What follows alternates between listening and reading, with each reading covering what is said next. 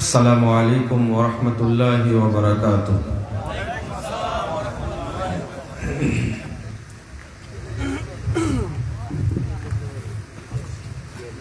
نحمده ونستعينه ونستغفره ونعوذ بالله من شرور أنفسنا ومن سيئات أعمالنا.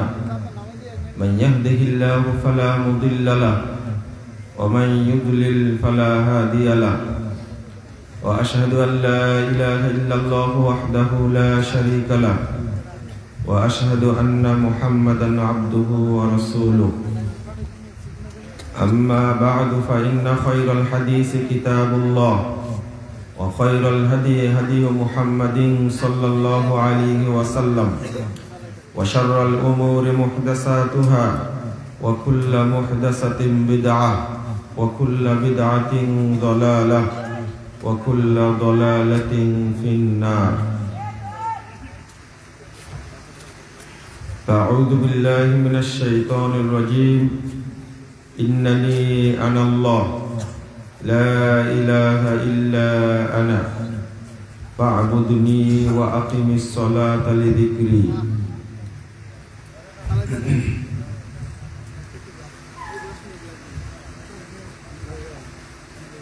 عن أبي هريرة رضي الله عنه قال قال رسول الله صلى الله عليه وسلم أول ما يحاسب به العبد يوم القيامة الصلاة فإن صلحت صلح سائر عمله وإن فسدت فسد سائر عمله. رواه الطبراني في الأوسط بإسناد صحيح.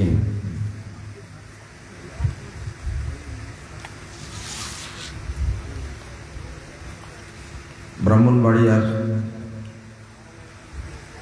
কসবার অন্তর্গত আকসিনা কুল্লাবাড়ি কোরআন সুন্নাহ ফাউন্ডেশনের উদ্যোগে আয়োজিত ইসলামী সম্মেলনের সম্মানিত সভাপতি, উপস্থিত উলামায়ে কেরাম, অতিথিবৃন্দ, সুধী মণ্ডলী, সামনে উপবিষ্ট শ্রদ্ধেয় মুসলিম ভাতৃমণ্ডলী, পর্দার আড়ালে মা ও বোনেরা, উপস্থিত সকলকে আন্তরিক অভিনন্দন জানাচ্ছি। আল্লাহর কাছে দোয়া করছি আল্লাহ যেন আমাদের এই মাহফিলকে কবুল করে নেন, আমিন।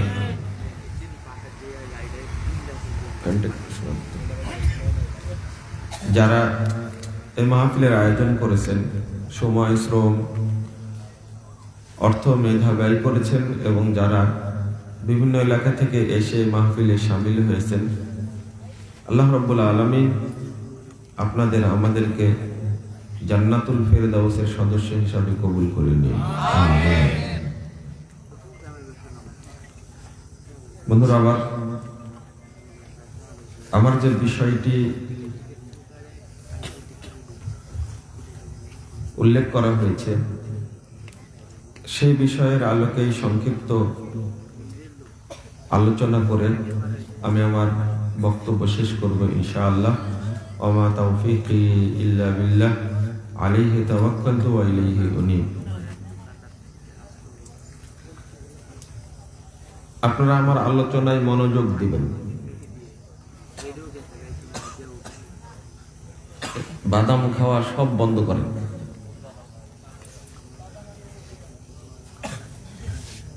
এটা অন্যান্য কথিত তাফসীর মাহফিলের মতো এটা মনে করবেন না। ব্রাহ্মণবাড়িয়া বেশি মনে হয় তাফসীর মাহফিল হয়, তাই না? তাফসীর মাহফিলটা হয় এই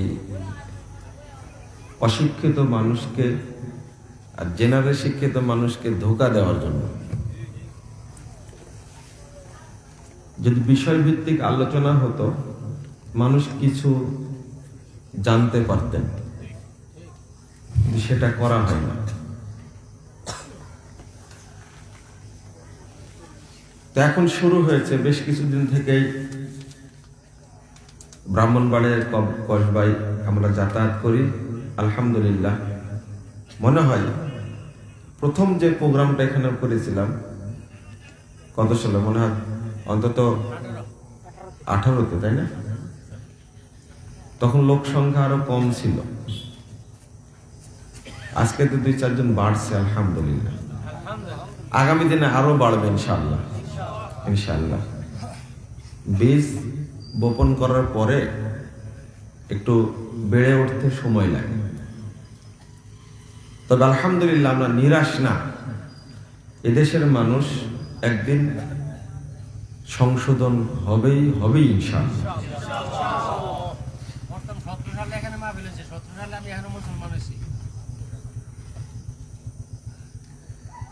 তো আজকের বিষয়টি খুব গুরুত্বপূর্ণ। শিরিকের বিষয় দিলে আলোচনা করলে কোনো সমস্যা হয় না, হালাল হারামের বিষয় দিলে আলোচনা করলে কোনো সমস্যা হয় না, পর্দা বিষয় দিলে কোনো সমস্যা হয় না, সুদ ঘুষ কোনো সমস্যা হয় না। কিন্তু বেদাতের আলোচনা দিলে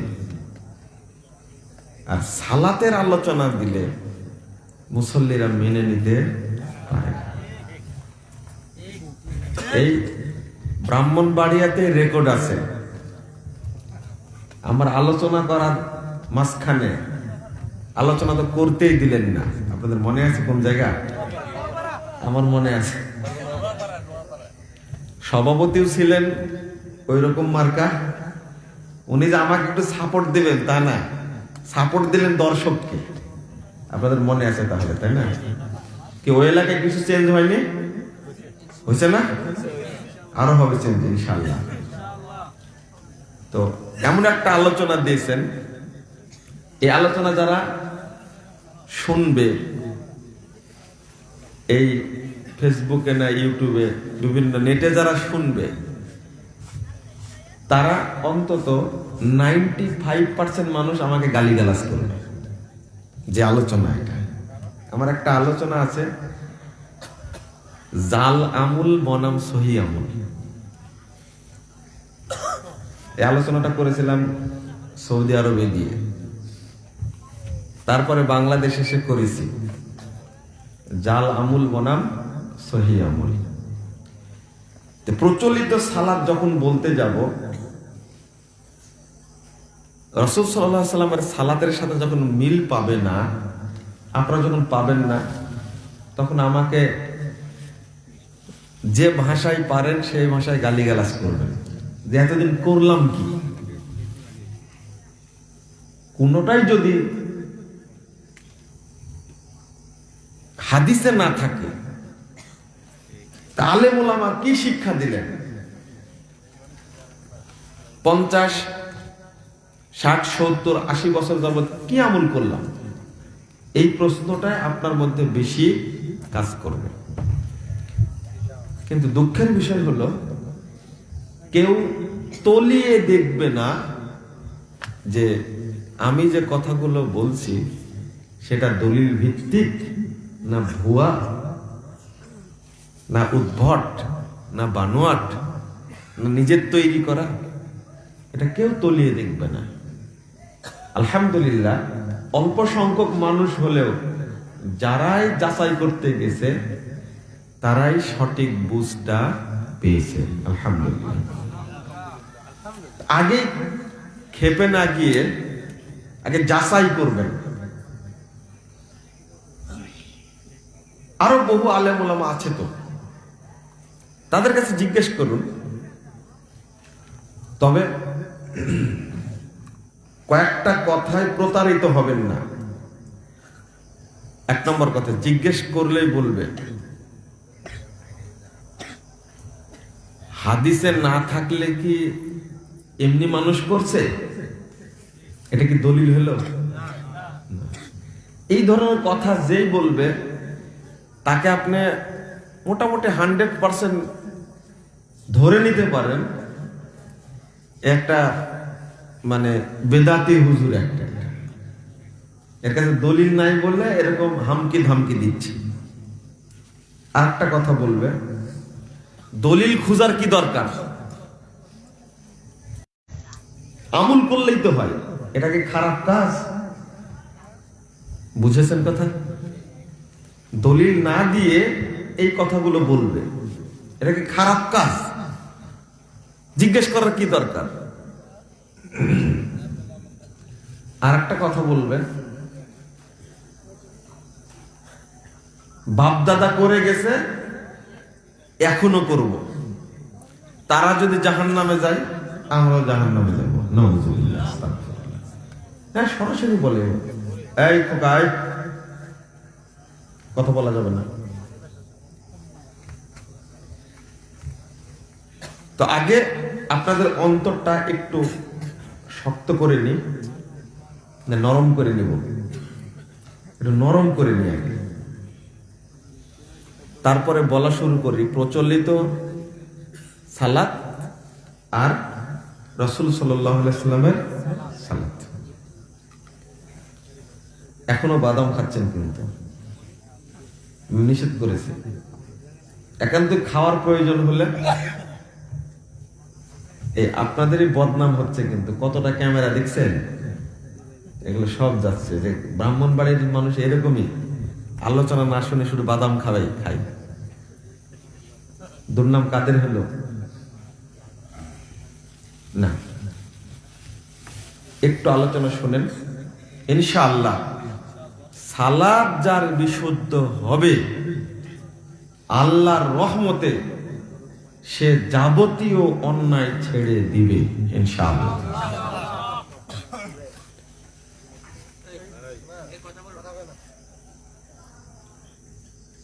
তোমরাও যদি ওয়াজ করো তাহলে কেমন হবে?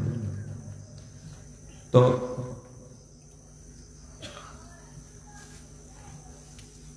সালাত কবুল হলে ইনশাআল্লাহ আমরা জান্নাতে যাব। জান্নাতে যেতে চাই না? যেতে চাই। আল্লাহ তুমি কবুল করো, আমিন ইয়া রাব্বাল আলামিন। যদি ভুল হয়ে থাকে সংশোধন করে নেব। কি ভুল হতে পারে না? ভুল হয়নি এরকম কেউ পৃথিবীতে আছে না? ছিল কেউ না? আগামীতে কেউ আসবে যার ভুল হবে না? ভুল হবে। আদম সন্তান যে, তিরমিজির 2য় খণ্ডের 176 পৃষ্ঠা একটা হাদিস পাবেন।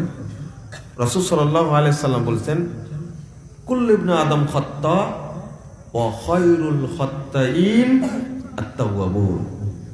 প্রত্যেক আদম সন্তান ভুলকারী, আর ভুল ত্রুটি করে যে তওবা করে ক্ষমা চায় আল্লাহর কাছে সেই শ্রেষ্ঠ মানুষ।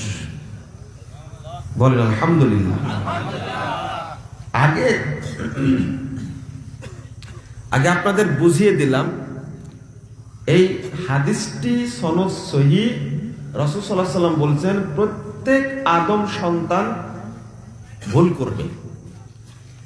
ভুল থেকে যে তওবা করবে, পাপ করে যে তওবা করবে, আল্লাহর কাছে ওই বান্দাই শ্রেষ্ঠ মানুষ। আল্লাহ রাব্বুল আলামিন বলেছেন সূরা ফুরকান ৭০ নম্বর আয়াত, ইল্লা মান তাবা ওয়া আমানা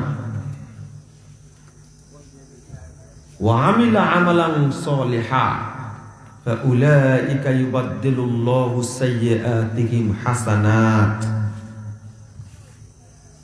যারা তওবা করবে, ঈমান আনবে এবং আমলে সলেহ করবে, সঠিক আমলটা করবে, আল্লাহ রাব্বুল আলামিন তাদের পূর্বে জীবনের সমস্ত পাপকে, ভুলকে নেকিতে পরিণত করে দেবে। ধরেন আপনার বয়স 90 বছর হয়ে গেছে, 90 বছর হয়ে গেছে আপনার বয়স।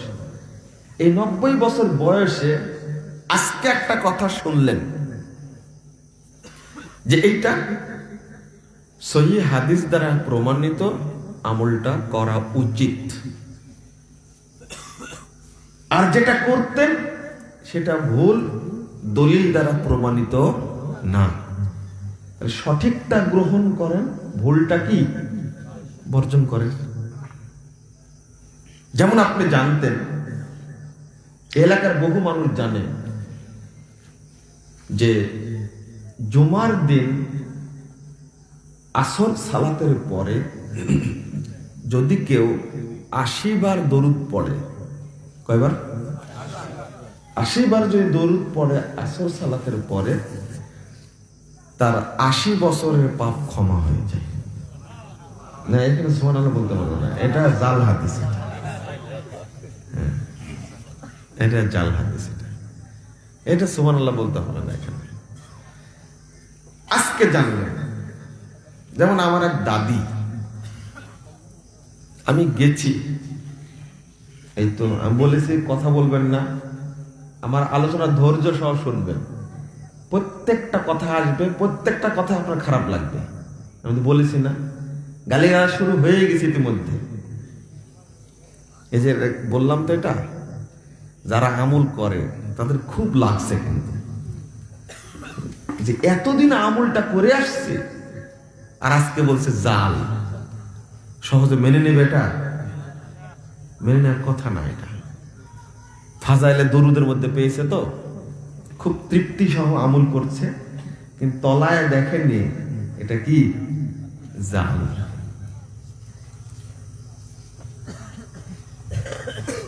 এখন একটা ফজিলত বলি, এর উল্টাটা। রাসূল সাল্লাল্লাহু আলাইহি ওয়াসাল্লাম জুমার দিনের আরো ফজিলত বলেননি? আরো ফজিলত বলেছেন তো। ওই আসর পরেই আমি দাদিকে বলছি, দাদি কি বসে তুমি কি করছো? দরুদ পড়ছি। কিসের দরুদ? 80 বার দরুদ পড়লে 80 বছরের পাপ ক্ষমা হয়। তোমার 80 বছর বয়স হয়েছে? না, হয়নি তো এখন। তো বলছে যে আলেমরা বলে তাই তো করি। আমি বললাম যে এটা একটা জাল হাদিস, প্রসিদ্ধ জাল হাদিস, সমাজে চালু আছে, এটা করা যাবে না। তখন বলছে যে ছোটকাল থেকে এটা আমল করি, আমি আমার দাদির সাথে আমল করেছি, মায়ের সাথে করেছি, আর তুই এসে বলছিস হাদিস জাল। মন খারাপ হবে না? জটিল খারাপ হবে। তো আমি বললাম যে এই সময় বসে যদি আল্লাহর কাছে দোয়া করা যায়, মাগরিবের সালাতের নিয়াতে ওযু করে এসে সে দোয়া করবে আল্লাহর কাছে। 1 ঘন্টা আগে বা 1.5 ঘন্টা আগে প্রস্তুতি নিয়ে এই ওযুতেই মাগরিবের সালাত আদায় করবে। হয়তো এই টাইমটা সূরা কাহাফটা পড়ে নিল, জুমার দিন তো, তাই না? সূরা কাহাফ পড়ে হাত তুলেই দোয়া করলো। রাসূল সাল্লাল্লাহু আলাইহি ওয়াসাল্লাম বলছেন, সব হাদিস গ্রন্থে হাদিসটা এসেছে, বিশেষ করে তিরমিজির মধ্যে এসেছে, ইবনু মাজার মধ্যে এসেছে, সহিহ মুসলিমের একেবারে শেষে হাদিসটি বর্ণিত হয়েছে। কারণ ওই সময়টাতে খেয়াল করবেন, শুক্রবার জুমার দিন আদম আলাইহিস সালামকে তৈরি করা হয়েছে কখন বলতে পারেন? জুমার দিন তৈরি করা হয়েছে, কিন্তু কখন? আল্লাহ সৃষ্টি করেছেন জুমার দিন, সেটা হলো মাগরিবের আগে আর আসরের পরে, সূর্য ডোবার একটু আগে। আর ওই টাইমটাতে আদম সন্তানের দোয়া আল্লাহ কবুল করেন।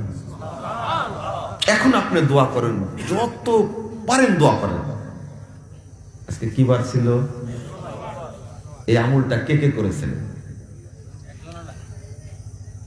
এমনি বলেছি আমি, হঠাৎ করে তার বলিনি কথাটা। সবাই, কিন্তু অনেক মানুষ পাওয়া যাবে 80 বার দরুদ পাঠ করেছে, অনেক মানুষ পাওয়া যাবে, কিন্তু এই সহি আমলটা করার লোক নাই। এই জুমার দিনে সূরা কাহাফ পড়লে আল্লাহু আকবার, রাসূল সাল্লাল্লাহু আলাইহি ওয়াসাল্লাম বলছেন, এক জুমা থেকে আরেক জুমা পর্যন্ত তার সাথে হেদায়েতের নূর অবস্থান করে। কে কে পড়েছেন? হাত তোলেন। আজকে সূরা কাহাফ কে পড়ছেন? আজকে জুমার দিনে একজন, ওই যে একজন হাত তুলেছে, তিনজন, 4 5 6 7, এদিকে একজন নাই, ওই যে একজন হাত তুলেছে, ওই যে 9 জন। তাহলে মোটামুটি 10 থেকে 11 জন লোক পেলাম এতগুলো লোকের মধ্যে, তাই না? তাহলে এই ছেলেরা বসো, আপনারা আলোচনা শোনার অভ্যাসই নাই। ওনার কত সুন্দর করে বসে আছে দেখেন তো। তাহলে এই আমলটা করার অভ্যাস নাই। সূরা কাহাফের কতটা ফজিলত বর্ণিত হয়েছে। আহা, আচ্ছা, সূরা কাহাফটা পড়ার চেষ্টা করবেন প্রতি শুক্রবার ইনশাআল্লাহ। দরুদ ঠিকই পড়ে, কিন্তু সূরা কাহাফ পড়ে না।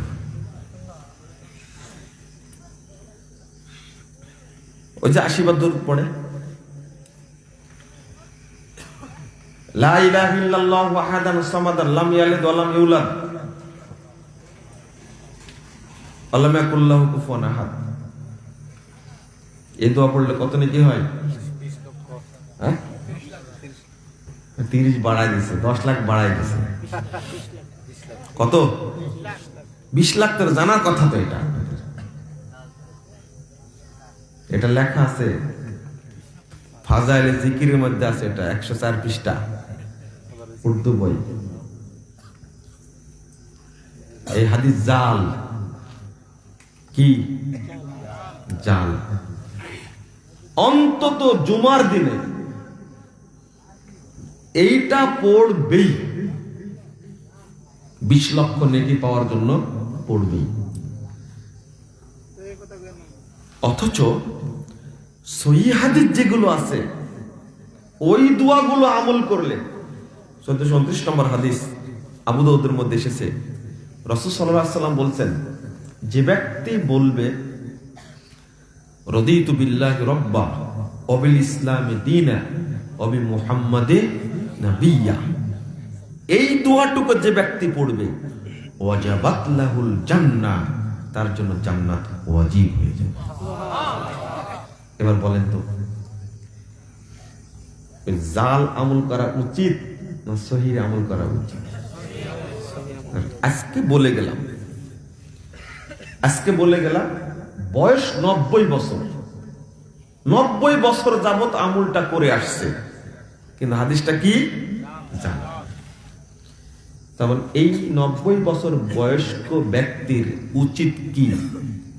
আগেরটাই আমল করা না ছেড়ে দেওয়া? ছেড়ে দেওয়া। যেটা সহিহ হাদিস ভিত্তিক সেটাই কি গ্রহণ করা। কিন্তু না, গ্রহণ করবে না, গ্রহণ করার মানসিকতা নাই।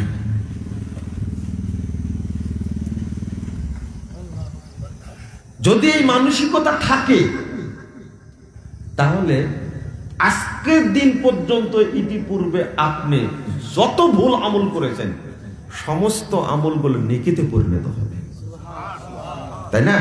আল্লাহ কি বললেন?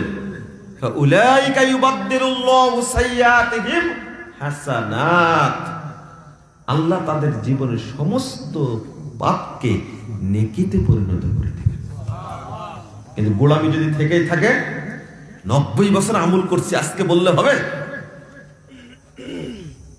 এখন পরিবর্তন করে কি করব? আমার তো কোনো নেকি হবে না। এই যে মুরব্বীদের রাগ, এই রাগ সামলাবেন কি করে? ওই প্রোগ্রামে কিন্তু মুরব্বী প্রোগ্রামটা করতে দেয়নি আমাকে, মনে আছে আপনাদের? এই ডান সাইডে কোনায় বসে এই যে শুরু করলেন, সেটা বক্তব্য দিতেই দিলেন না আমাকে। ওই যে আঘাত পেয়েছে যে, না, আমি কিন্তু ভালোর জন্যই বলেছিলাম। প্রখ্যাত উক্তি,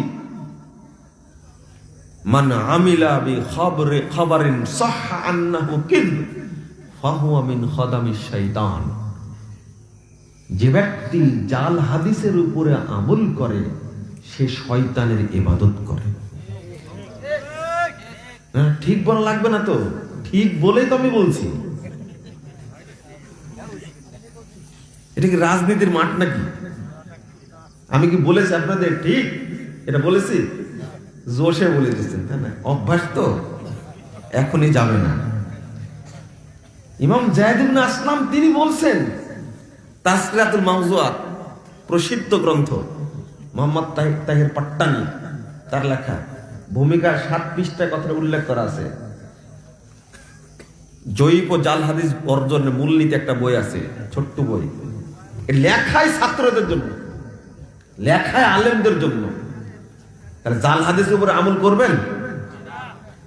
একজন বক্তা, বুঝছেন, বিশাল আল খেলা লাগানো আছে, দেখতে খুব সুন্দর চেহারা, সে টস্টহি চেহারা, হারাম করতো, টস্টহি চেহারা, কি দাঁড়ি। হারাম কর কেন বললাম জানেন? রাগ করছেন আপনারা? না, জর্দা তো খাই, কিন্তু বক্তব্য দিতে যে ও 2 লাখ টাকা নেবে, 1 লাখ টাকা হেলিকপ্টার ভাড়া আর 1 লাখ পকেটে দিতে হবে, তা হারাম কর না? ডিমান্ড কত? আর দাড়িটা এত সুন্দর করে সাইজ করা আছে জানেন, মানে এ বাংলাদেশের স্কেল দিয়ে সাইজ করেনি, এটা আমেরিকার স্কেল। এত সুন্দর করে সাইজ করেছে, ফজিলত বর্ণনা করছে যে আল্লাহর নবী মুহাম্মদ সাল্লাল্লাহু আলাইহি ওয়াসাল্লাম তিনিও দাড়ি সাইজ করে রাখতেন, সাইডে সাইজ করে রাখতেন। ব্যাকুব ওই হাদিস আমরাও জানি, এটা তিরমিজির হাদিস, 105 পৃষ্ঠা খুললে পাওয়া যাবে। হাদিসটা যে জাল, ইমাম তিরমিজি নিজেই বলে গেছেন। তাহলে এই দাড়ি সাইজ করা বক্তা কার ইবাদত করে? যদি বুঝতে পারেন হাদিসটি জাল, জীবন আমল করবেন? দরকার নাই, ওকে ফেলে দিবেন, আবর্জনায় ফেলে দিবেন। ঠিক, জাল হাদিস এটা মানুষ আমল করে। ইমাম নববী রাহিমাহুল্লাহ শারহে নববী সহিহ মুসলিমের ভূমিকা একটা কথা বল দেখবেন, জাল হাদিসের উপরে আমল করা হারাম, এবং যত কাবিরা গুনাহ আছে তিনি বলেন সবচেয়ে বড় গুনাহ, ওয়া আকবাহুল কাবাইর, যত ঘৃণিত পাপ আছে সবচেয়ে বেশি খারাপ পাপ হলো জাল হাদিসের উপরে আমল করা। তো এই যাদের দাড়ি সাইজ করা, বুঝতে পারলেন?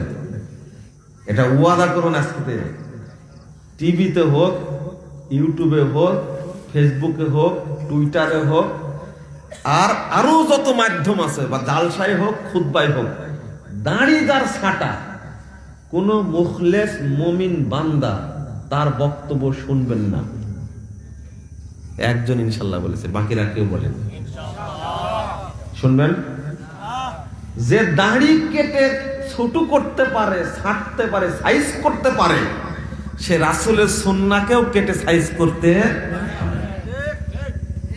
আবার ঠিক বলছে, আমি ঠিক বলে তো বলছি আপনাকে, আমি সার্টিফিকেট চেয়েছি আপনার কাছে।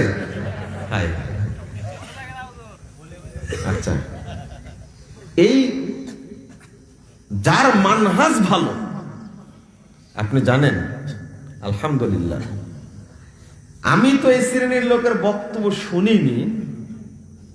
আমার এক উস্তাদ বুঝতে পেরেছিলাম যে দাঁত দিয়ে দাড়ি কাটে, দাঁত দিয়ে, তারপর থেকে আমি ক্লাস করিনি তার কাছে। আর আমি যখন এই কওমি মাদ্রাসায় পড়ি, তারপর থেকে ক্লাস করিনি আমি। আর বক্তব্য শুনবো বেদাতি হুজুরের কাছে, একদিকে বেদাতি রাসূলের সুন্নাতকে কাটে ছাটা করে, ওর বক্তব্য শোনা যাবে?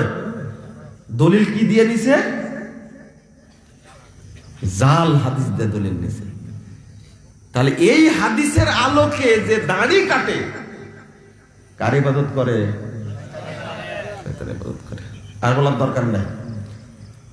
ভুল হয়েছে,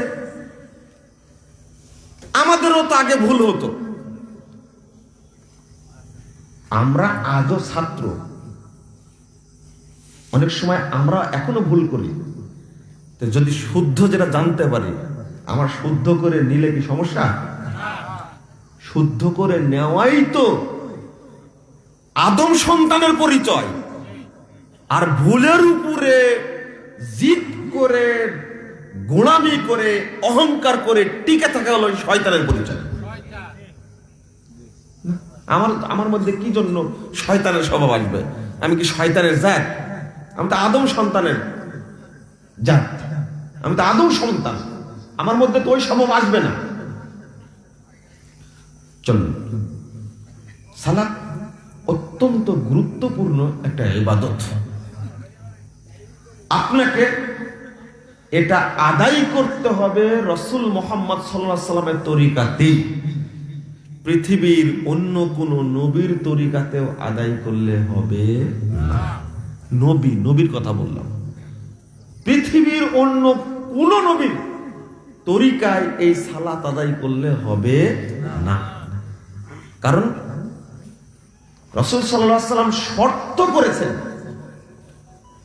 সহিহ বুখারী প্রথম খণ্ড 88 পৃষ্ঠা 631 নম্বর হাদিস, সল্লু কামা রাআইতুমুনি উসাল্লি, তোমরা ওইভাবে সালাত আদায় করো যেভাবে আমাকে সালাত আদায় করতে দেখছো। বাংলাদেশের মানুষ সালাত আদায় করে পীর সাহেব যেভাবে বলেছেন ওইভাবে, রাসূলের হাদিস খুলে দেখে না।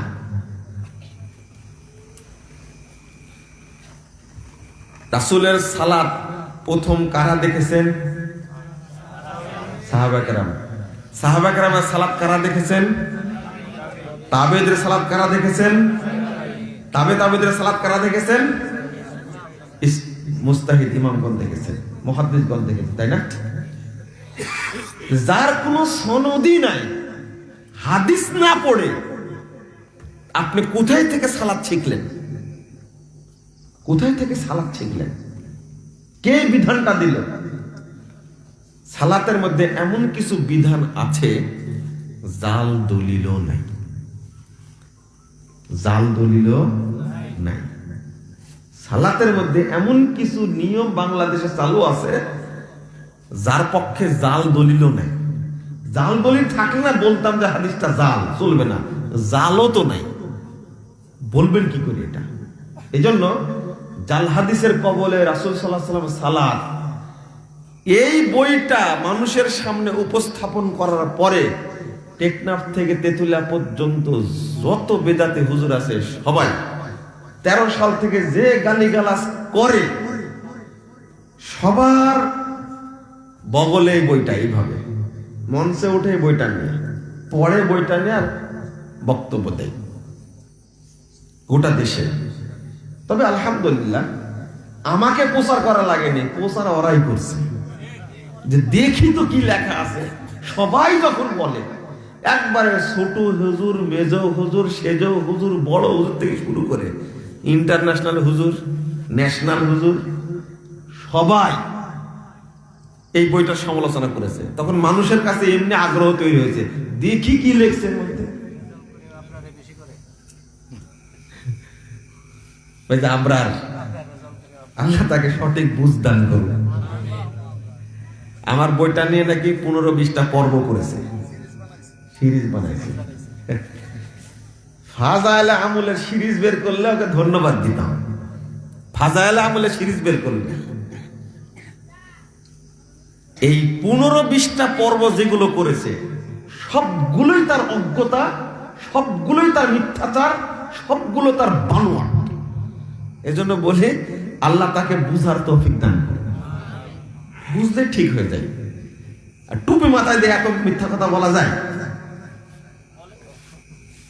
আর আরেকটা বিষয় হলো, একটা জিনিস আজ পর্যন্ত উদ্ধার করতে পারেনি, সেটা বেতের সালাতের ইবারতটা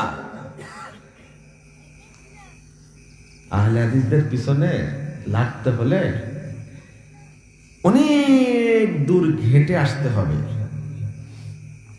বলে দিয়েছে যে মুস্তাদরাক হাকিম খুলে দেখলাম লা ইউসাল্লিমু শব্দটা আছে ইল্লা ফি আখিরিহিন্না। মুস্তাদরাক হাকিমের তার কাছে নুসখাই আছে হয়তো একটা, আছে কিনা তাও জানি না, হয়তো আল মাকতুবাতুশ শামিলা সেটাই আছে। কিন্তু আহলে হাদিসরা যাচাই করতে জানে আল মাকতুবাতুশ শামিলার মধ্যে ভুল আছে, এটা হয়তো স্মরণই নাই তার। ওখানে যে ভুল আছে ভুলই পড়ছে, নিজের নুসখাতে যেটা আছে ওইটাই পড়ছে, কিন্তু সঠিক ইবারতটা কি হবে খুব বাগাড়ম্বরি করলো।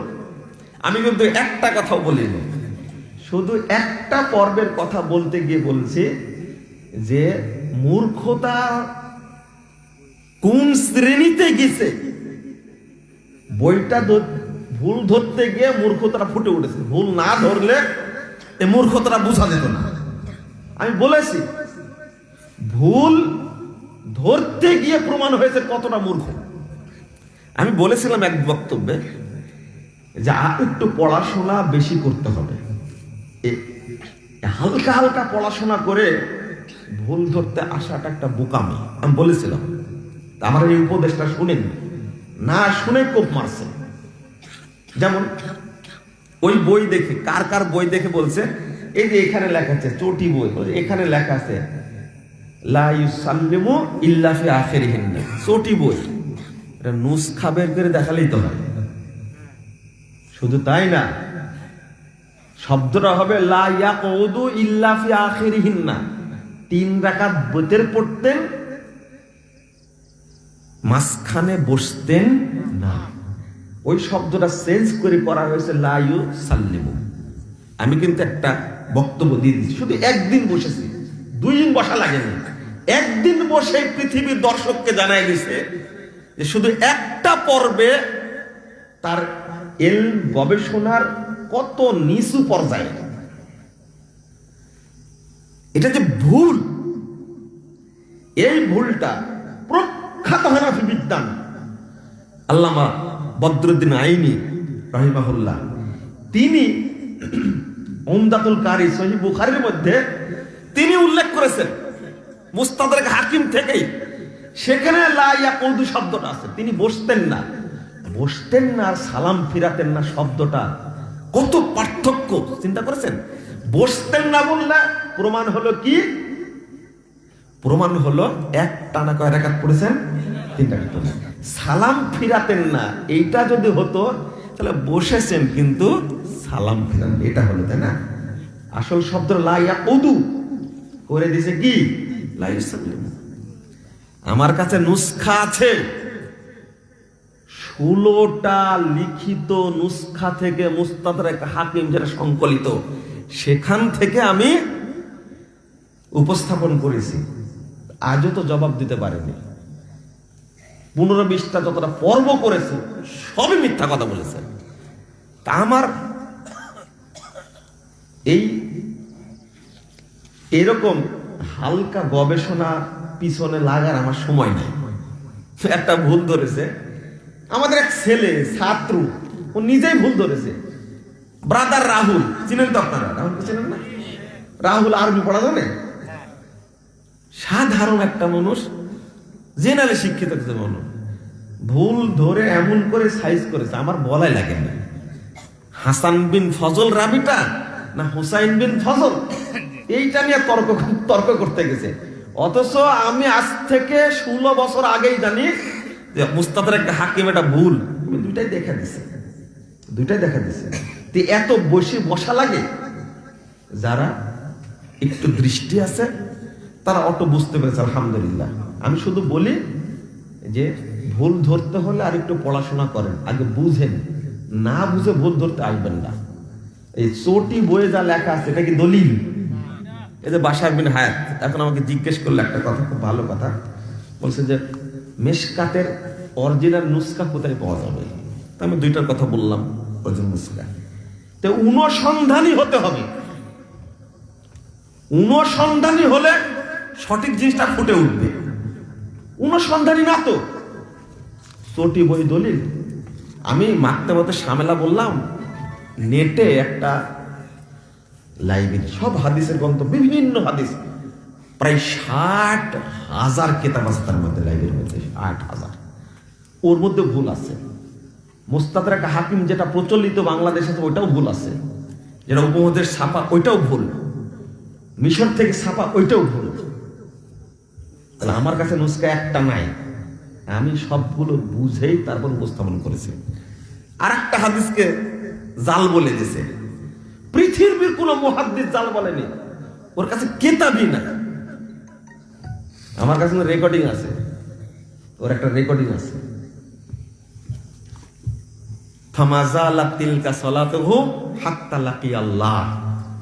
মৃত্যু পর্যন্ত রাসূল সাল্লাল্লাহু আলাইহি ওয়াসাল্লাম রফুল আযান করতেন, যে হাদিসটা জাল হাদিসের কবে রাসূল সাল্লাল্লাহু আলাইহি ওয়াসাল্লামের বইয়ের মধ্যে উল্লেখ করা আছে।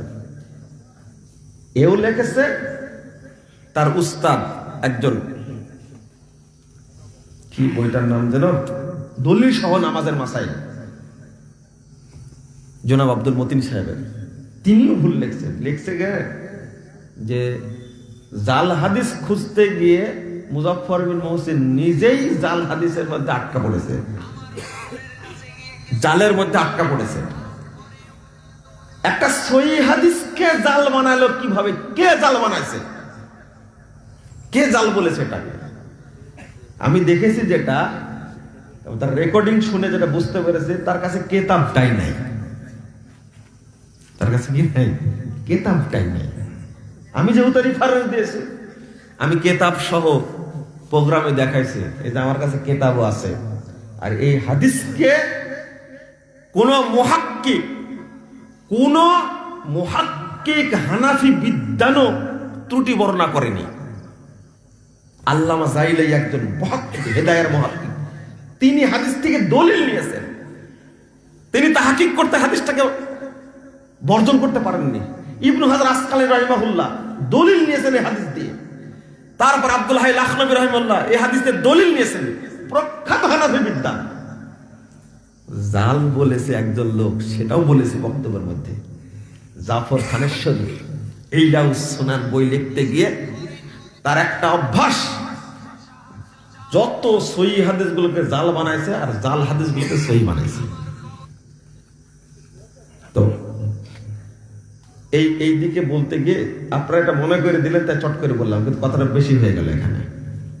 চলুন সংক্ষেপ করে নিই। সালাত এমন একটা ইবাদত, আল্লাহ রাব্বুল আলামিন বলছেন সূরা আনকাবুত 45 নম্বর আয়াত, ইন্নাস সালাতা তানহা আনিল ফাহশা ওয়াল মুনকার।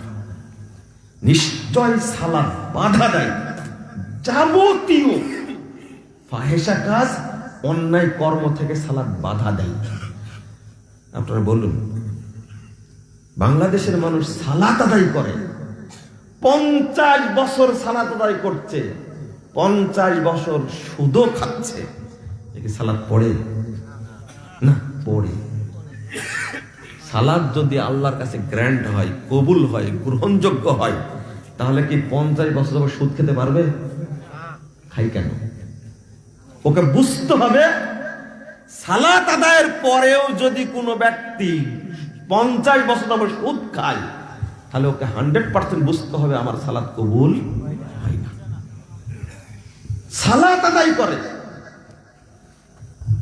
বয়স 60, সালাত আদায় করছে 50 বছর যাবত, কিন্তু সিগারেটও মারছে, বিড়িও খাচ্ছে, ইয়াবাও খাচ্ছে, কি খায় না? কি সালাত কবুল হয় তার?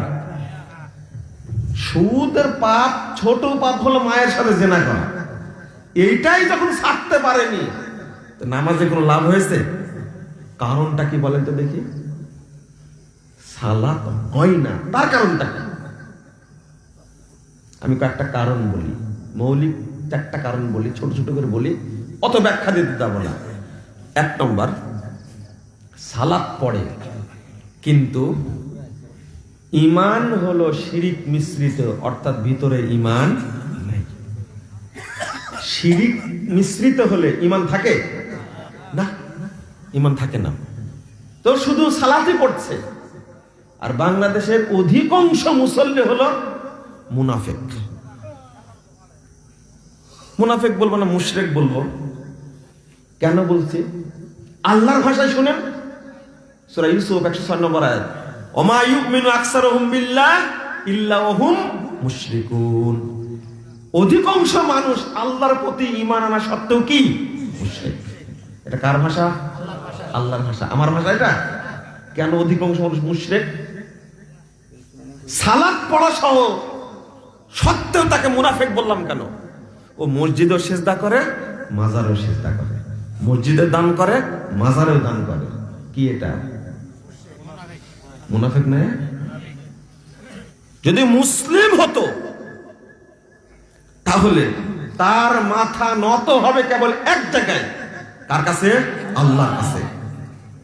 মোরা পীর কতদিন আগে মারা গেছে, তার কাছে মাথা নত জ্বর হয়। যে ওখানে নজর নেওয়াজ দেয় তার কাছে সাহায্য চাই পাশ করার জন্য, পরীক্ষায় পাশ করার জন্য, চাকরি পাওয়ার জন্য, তার কাছে গিয়ে সাদকা করে, গরু দান করে। এবার বলেন দেখি, তারা মুসলিম না মুনাফিক? তোমার মাথায় এক জায়গায় নত হওয়ার কথা ছিল, দান করবে আল্লাহর নামে, দান করবে মসজিদে। দরিদ্র মানুষ গ্রামের খেতে পায় না, আর তুমি অরুষে গরু দান করে আসো, উট দান করে আসো, তোমার দান কবুল হবে কোনোদিন? এ তো মুনাফিকি চিত্র। তাহলে এখানে আপনি একটু ভেবে নেন, কেন কবুল হয় না? এই মুনাফিকদের কোন ইবাদত আল্লাহর কাছে কবুল হবে না। আগে নিজেকে প্রস্তুত নিতে হবে, অন্তরটা পরিষ্কার করা। 2 নম্বর, সালাত পড়ে কিন্তু রাসূল সাল্লাল্লাহু আলাইহি সাল্লামের পদ্ধতিতে পড়ে না। 1839 নম্বর হাদিস, না 1849 নম্বর হাদিস তাবরানী আওসাতের মধ্যে এসেছে। রাসূল সাল্লাল্লাহু আলাইহি সাল্লাম বলেছেন, আউয়ালু মা ইউহাসাবু বিহিল আবদু ইয়াউমাল কিয়ামা আস-সালাহ। সর্বপ্রথম কিয়ামতের মাঠে বান্দার হিসাব নেওয়া হবে সালাতের। আইন সালাহাত সালাহা সাইরু আমালি। যদি সালাত শুদ্ধ হয় তাহলে সমস্ত আমলই শুদ্ধ হবে, আলহামদুলিল্লাহ। ওয়াইন ফাসাদাত ফাসাদা সাইরু আমালি। আর সালাত যদি অশুদ্ধ হয়, এই যে অশুদ্ধ, সালাত পড়ে কিন্তু শুদ্ধ হয় না, তার সমস্ত আমল বাতিল। কাল কিয়ামতের মাঠের অ্যাডমিট কার্ড হলো সালাত। অ্যাডমিট কার্ড না থাকলে পরীক্ষায় ঢুকতে দেয়? পরীক্ষা দেওয়া যায়? যতই মুখস্থ করুক না কেন, অ্যাডমিট কার্ড আসেনি, ফর্ম ফিল আপ হয়নি, পরীক্ষা দেওয়া যাবে না। অ্যাডমিট কার্ড কিয়ামতের মাঠে অ্যাডমিট কার্ড থাকলে অন্যান্য আমলগুলো দেখা হবে, আর না থাকলে দেখা হবে না। আল্লাহ বলছেন, ফাওয়াইলুল লিল মুসাল্লিন আল্লাযীনা হুম ফি সালাতিহিম সাহুন। মুসল্লিদের জন্য ওয়াইল জাহান্নাম। তারা কারা? সালাত পড়েন আপনি, রাসূলের তরিকায় পড়েন না। যেহেতু আল্লাহ রাসূল শর্ত করেছেন আমি যেভাবে সালাত পড়ছি ওইভাবে পড়বে। ফরজ সালাত, নফল সালাত,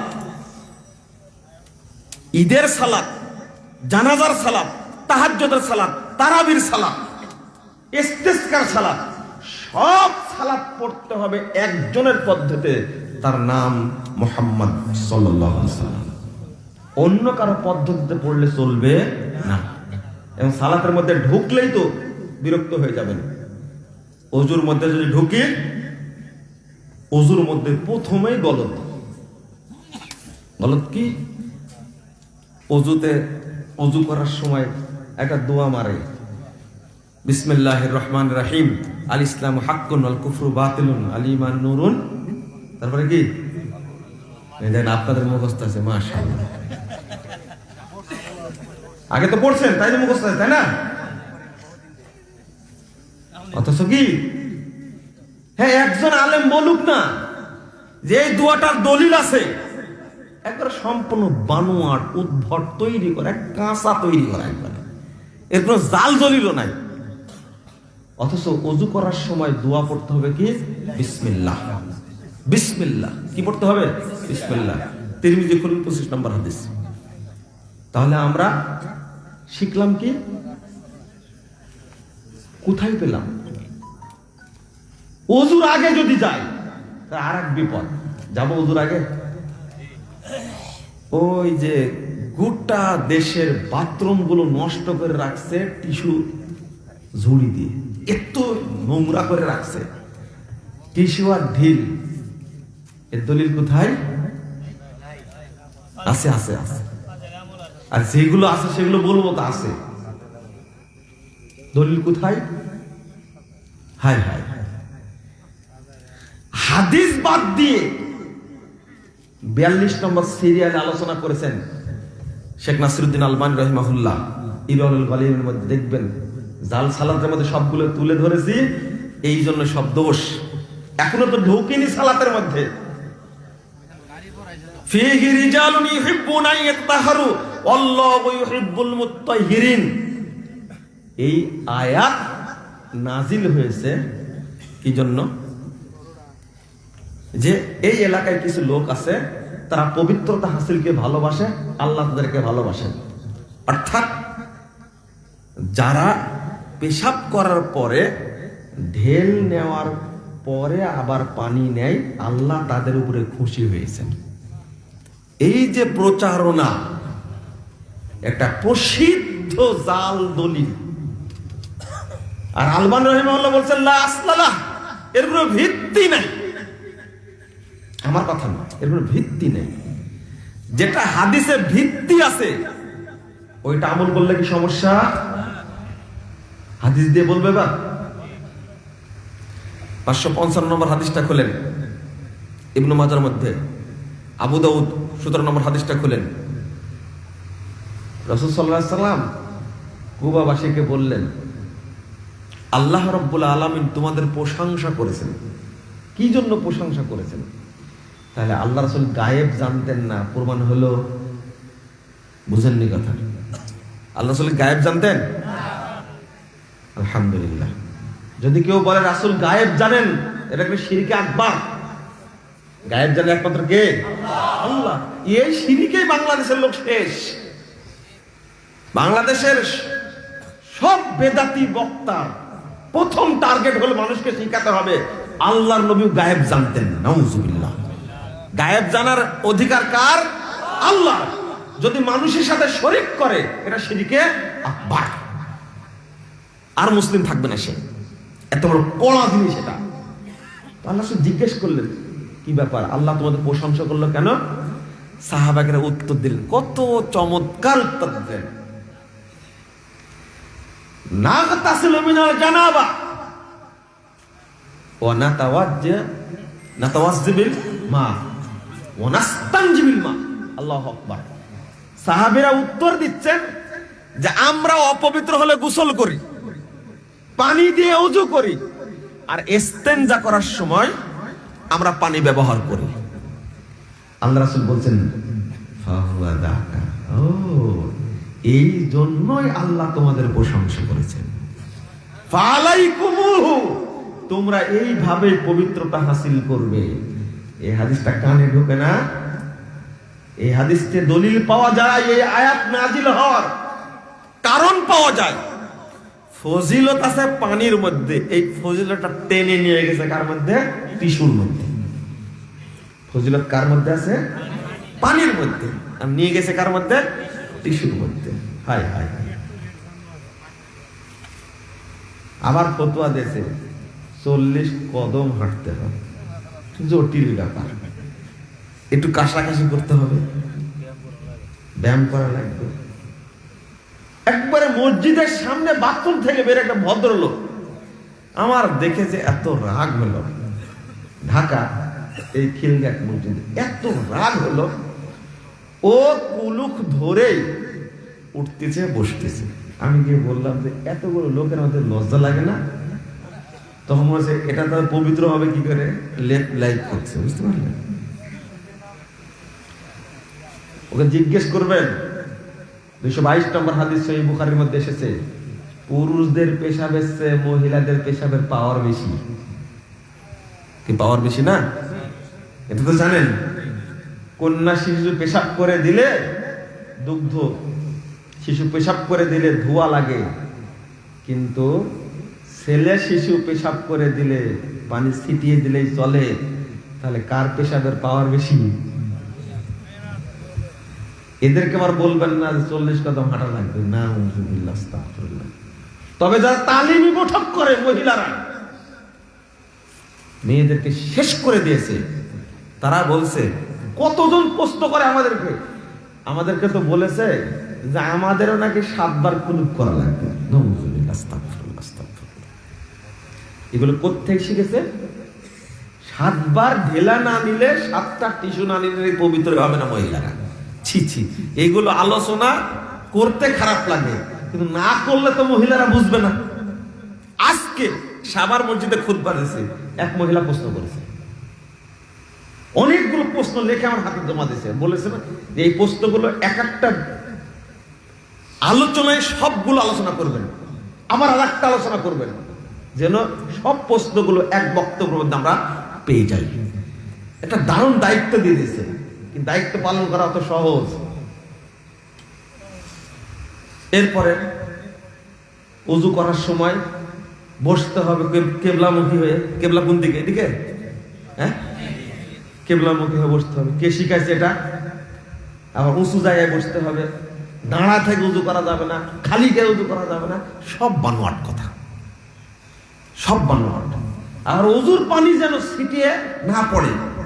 আর ভাই লেখা আছে, এগুলো লেখা থেকে বলছি। 41-42 পৃষ্ঠা পড়েন, পূর্ণাঙ্গ নামাজ শিক্ষা। এটা ছাপানো হয়েছে আশরাফ আলী থানভী রহিমাহুল্লাহ নাম দিয়ে, ওই বই লেখা আছে সব এগুলো। রাসূল 31 পৃষ্ঠার হাদিস সেই মুসলিমের মধ্যে এসেছে, রাসূল সাল্লাল্লাহু আলাইহি ওয়াসাল্লাম পাত্রের মধ্যে হাত ডুবায় পানি তুলে ওযু করতেন। তো ওযুর পানি কি পাত্রের মধ্যে পড়তো না? রাসূলের ওযু হয়নি? এই যে মায়ে মুস্তামাল, ব্যবহৃত পানির গবেষণা করতে করতে পানির 12টা বাজা দিয়েছে। আল্লাহ রাসূল সাল্লাল্লাহু আলাইহি ওয়াসাল্লাম এই অঙ্গের পানি কি অপবিত্র বলেন তো দেখি? বলে দিয়েছে ওযুর পানি। হাজী সাহেব হজ করতে গিয়ে আমাকে ধমক দিলেন, আপনি ওযু করে শিখেননি? কি ওযু করা শিখেনি মানে কি বুঝাতে চাচ্ছেন আপনি? এই যে ওযুর পানি যে পড়ছে আপনার অঙ্গে, আপনি তো পবিত্রই হতে পারবেন না। আপনার ধমকের জায়গায় রাখেন, আপনি ভালো করে জেনে নিন। আজীবন জেনে আসছে, দলিল হলো এটাই, আজীবন জেনে আসছে। এমন জানছে ওযুর 12টা বাজায় দিয়েছে। এরপরে দোয়া লিখে দিয়েছে, হাত ধোয়ার এক দোয়া, কান মাসা করার এক দোয়া, এটা ধোয়ার আর এক দোয়া, কুলি করার এক দোয়া, মুখমণ্ডল ধোয়ার আর এক দোয়া, পা ধোয়ার আর এক দোয়া। জাল হাদিস। প্রথমে শুধু বলতে হবে কি বিসমিল্লাহ, শেষে বলবেন কি? হ্যাঁ, এইভাবে না, কিন্তু নরমাল এমনিতে পড়বেন। ওই হাদিসটা মুনকার হাদিস, আকাশের দিকে তাকায় পড়তে হবে না। আপনাকে কি সালাতের মধ্যে ঢুকবো, ওযুতেই শেষ হয়ে গেল। ওযু ধরার দরকার, সালাতে ধরার দরকার ছিল। ওযুর দিকে এসে আমি লম্বা করে ফেললাম।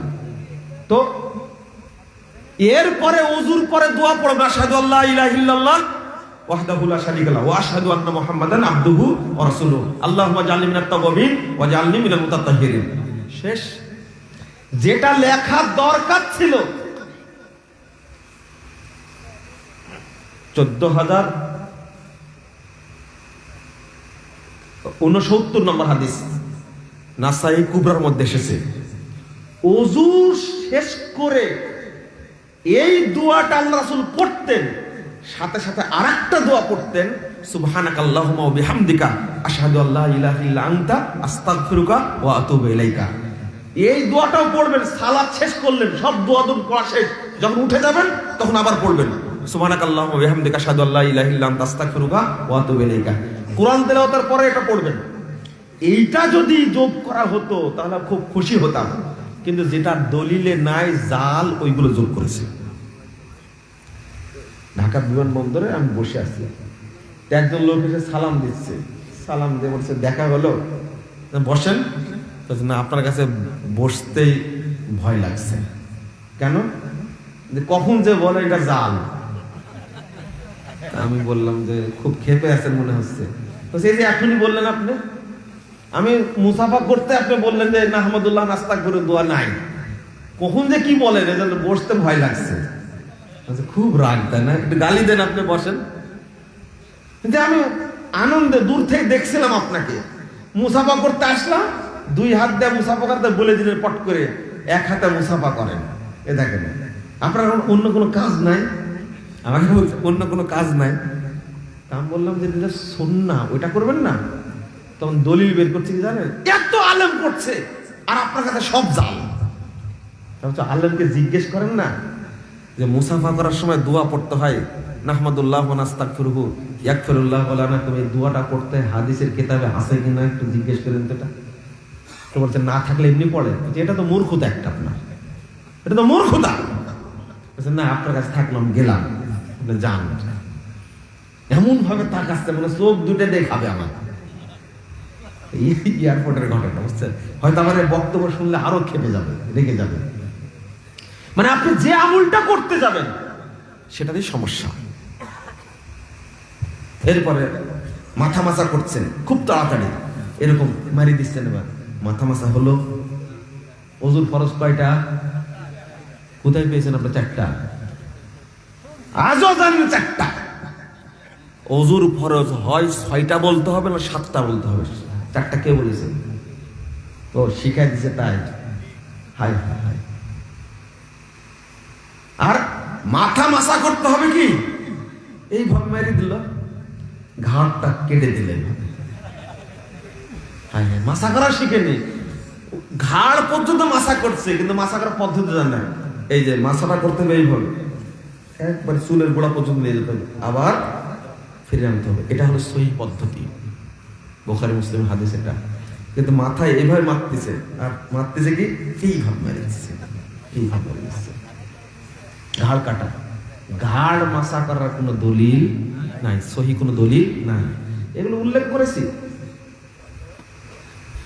আপনি সালাতে দাঁড়াবেন, প্রচলিত নিয়ম, ইন্নী ওয়াজ্জাহতু ওয়াজহা লিল্লাযী ফাতারাস সামাওয়াতি ওয়াল আরদ হানিফা ওয়া মা আনা মিনাল মুশরিকিন। এক বাহাসে বসছিলাম সরকারি কর্মকর্তার বাসায়, বুঝছেন? বসে খুব ভালো হয়েছে, এরকম বাহাস চাই, বুঝতে পারলেন? এই হামড়ি তামড়ি থাকবে না, রেকর্ডিং হবে, 2 জনকে বসাতে দেবে, কেউ থাকবে না ওই জায়গায়। এখন তুমি দলিল দাও। আর বাহাসে ব্রাহ্মণবাড়ি আসলে মনে করে সন্ত্রাসী কারবার করে ছিনিয়ে নেবে বাহাসের ফলাফল, তাই না? খুব ভালো হয়েছে, কেউ নাই, ওনারা কয়েকজন আছেন আর আমরা 2 জন আছি, চলছে আলোচনা। এবার বুঝছেন, প্রথম যে আপনি যে যাই নামাজে দাঁড়ায় পড়েন, ইন্নী ওয়াজহাতু লিল্লাযী ফাতারাস সামাওয়াতি ওয়াল আরদ, এটার দলিল কি? উত্তর দিচ্ছে কি জানেন? আরে কোরআনের আয়াত পড়া যাবে না। লা ইলাহা ইল্লাল্লাহ। ধমক দেওয়ার পরে আবার আমি কর্মকর্তা বলছেন, উচ্চপদস্থ কর্মকর্তা, তো পুলিশ গার্ড দিয়ে নিয়ে গেছে আমাকে। বলছে আপনার মাথায় কিছু নাই, আপনি কথা বুঝছেন না। কোরআনের আয়াত তো আমরা বিশ্বাস করি, কিন্তু এই আয়াতটা আল্লাহ রাসূল পড়েছেন কিনা জানি না, ভাই জানা দাঁড়ায় এই দলিল দেন। আহা, কোরআনের আয়াত পড়া যাবে না। এবার গেছে খেতে, তারপরে মাথায় কিছু নাই, তো বলছে সহিহ মুসলিমে আছে, বের করেন। আল্লাহর কসম, আল্লাহর কসম, আল্লাহর কসম করে বলছে, যার সাথে বাহাস হয়েছে নাম হলো নাসিরউদ্দিন, বাকিটা আপনারা জেনে নেবেন। আমি কসম করে বললাম, সহিহ মুসলিম ঘাটে নাড়ে উঠায় বসায়, প্রথমে দাপটি আলাদা, যে এই সমস্ত বই টই দিয়ে আমি করে বাংলা বুখারি দেখাচ্ছ তো, কিন্তু আমি বুঝতে পারছি তেড়ামু করবে, বড় মুফতি তো। আমি কেতাবপত্র নিয়ে আসছি, কিন্তু গাড়ির মধ্যে রাখা আছে, বুঝছেন তো? বলছি এই সমস্ত কেতাব আমি পড়ি না। উনি কিন্তু সব বাংলা বই নিয়ে গেছে, মূল কেতাব একটাও নিয়ে যায়নি। আমি বললাম গাড়ি থেকে কার্টুন 2টা নিয়ে আসুন। খুলে যখন দেওয়া হলো, সহিহ মুসলিম খুলে দিলাম, বের করেন কোথায় আছে। রাসূল সাল্লাল্লাহু আলাইহি ওয়াসাল্লাম ইন্নী ওয়াজ্জাহতু পড়েছেন, হাদিস তো আছে, তাই না? কিন্তু কোথায় পড়েছেন? এটা হাত বাঁধার পরে রাত্রি সালাতে পড়েছেন, কিন্তু ওই দলিলটাও বের করতে পারছে না। তাহলে চিন্তা করেন, কোরআনের আয়াত পড়া যাবে না, এই কথা বলে দুনিয়ার মানুষকে কি করেছে? এরপরে জোহরের 1 নিয়াত, আসরের 1 নিয়াত, মাগরিবের 1 নিয়াত, এশার 1 নিয়াত, ফজরের এক নিয়াত, সুন্নাতের এক নিয়াত, তারাবির এক নিয়াত, তাহাজ্জুদের এক নিয়াত, বেতরের এক নিয়াত, তারপরে ঈদের এক নিয়াত, ইস্তেসকার এক নিয়াত, জানাজার এক নিয়াত। নিয়াতের বুঝা মুসল্লিদের উপরে চাপায় দিয়েছে। এটা হলো ষড়যন্ত্র, যেন মানুষ যেন সালাত পড়তে না যায়। আরে নিয়াতই নাই, দেন সালাত হবে কি করে? এতগুলো নিয়াত সাধারণ মুসল্লির মুখস্থ করা কি সহজ? অত সহজ না। এই নিয়াত গুলো না পড়ে যদি সূরা মুখস্থ করতো, দোয়া মুখস্থ করে, কত ভালো হতো না? হাই হাই হাই, শেষ করে ফেলেছি। আর শিখা দিচ্ছে, মুরব্বী শিখা দিচ্ছে, ডান পায়ের আঙ্গুল, গোড়া আঙ্গুল যেখানে সালাতের মধ্যে রাখবে, মোরা পর্যন্ত ওই জায়গা রাখবে, যেন সরায় না। এরপর দলিল আছে, জাল দলিল। এক মুফতিকে দেখলেন না, আল্লাহকে হেদায়েত দান করুক, সালাতে কাঁধে কাঁধে পায়ে পায়ে পা মিলিয়ে দাঁড়ানো নিয়ে সুন্নাহকে টিটকারি করলো না? 17,000 কোটি টাকা মানুষে চুরি করে খায়া ভুঁড়ি মোটা করেছে, আর রাসূলের সুন্নাহকে ব্যঙ্গ করছে। খেয়াল করেছেন আপনি? কত বড় শত্রু এরা। কাতারে দাঁড়াতে হবে, কিভাবে দাঁড়াতে হবে? আধ হাত ফাঁক রেখে রেখে, না 4 আঙ্গুল? 4 আঙ্গুল ফাঁক রেখে রেখে দাঁড়াতে হবে সালাতে। কোথায় পেয়েছেন আপনি এটা? এর কোনো জাল দলিল নাই। নিয়াত মুখে উচ্চারণ করতে হবে, জাল দলিল নাই। নিয়াতের স্থান হলো অন্তর। সালাত শুরুই করছে বেদাত দ্বারা, ওযু শুরুই করছে বেদাত দ্বারা। ওযুটা অপবিত্র হয়ে গেল, হলো না? ওযু অপবিত্র হলে কি করে? হ্যাঁ, এই যে দোয়া তৈরি করেছে, এটা কিন্তু ইবলিসের তৈরি করা, জানেন এটা? আমার বক্তব্য শুনেননি, বেদাতের উপরে আলোচনা শুনে দেখবেন। যত মিথ্যা আমল, বেদাতে আমল, সব আমদানি করেছে হলো কি? মিস্টার ইবলিস। সব আমদানি করেছে মিস্টার ইবলিস। ইবলিস ওহি করেছে এই মানুষ রূপী শয়তানের কাছে, আর সে বানায় দিছে এগুলো। তাহলে একটা সহি আমল আর একটা ইবলিসি আমল, দুইটা মিক্সচার হয়ে গেলে ওই আমলটা চলবে? তাহলে ওযু শেষ, সালাতও শেষ। হাদিস কতটা নিবেন? রাসূল সাল্লাল্লাহু আলাইহি সাল্লাম কাতারের মধ্যে ঢুকে যেতেন, ঢুকে গিয়ে সবাইকে সমান করে দাঁড়া করাতেন। একবারে তিলের ফলা একটার পর একটা সাজানো থাকে, মুসল্লিদের সাজাতেন আগে, বুক স্পর্শ করে দাঁড় করাতেন, বলতেন আকিমু সুফুফাকুম তারাসসু। এরপরে বলছেন ফাঁক রেখো না। 97 পৃষ্ঠার হাদিস, আবু দাউদ খুলুন। রাসূলুল্লাহ সাল্লাল্লাহু আলাইহি ওয়াসাল্লাম বলছেন মান সালা সাফফান সালাহুল্লাহ ওয়া মান কাতা সাফফান কাতাহুল্লাহ। যে ব্যক্তি কাতারের মধ্যে ফাঁক বন্ধ করে দাঁড়ালো, ওই ব্যক্তি আল্লাহর নিকটবর্তী হয়ে গেল। আর যে ব্যক্তি বিচ্ছিন্ন হয়ে দাঁড়ালো, সে আল্লাহ থেকে বিচ্ছিন্ন হয়ে গেল। নাউযুবিল্লাহ। রাসূল সাল্লাল্লাহু আলাইহি ওয়াসাল্লাম বলছেন যে দুই পায়ের মাঝখানে শয়তান দাঁড়া থাকে কি ভেড়ার বাচ্চার মতো। এখন কি প্রশ্ন করেছে জানেন? আগে হাদিসটা বলে নিন, তারপরে বলছি। 5797 নম্বর হাদিস, তাবরানী আওসাতের মধ্যে এসেছে, মান সাদ্দা ফুরজাতান ফি সাফ। যে ব্যক্তি কাতারের মাঝে দাঁড়ানোর সময় ফাঁক বন্ধ করে দাঁড়ালো, রাফাল্লাহু লাহু দারাজা ওয়া বানা লাহু বাইতান ফিল জান্নাহ। আল্লাহ তার মর্যাদা বৃদ্ধি করে দিবেন এবং তার জন্য জান্নাতে একটি ঘর তৈরি করবেন। তাহলে পায়ে পা মিলিয়ে দাঁড়াতে হবে, টাকনুর সাথে টাকনু, কাঁধের সাথে কাঁধ মিলিয়ে দাঁড়াতে হবে। এটা হাদিস পাওয়া গেল।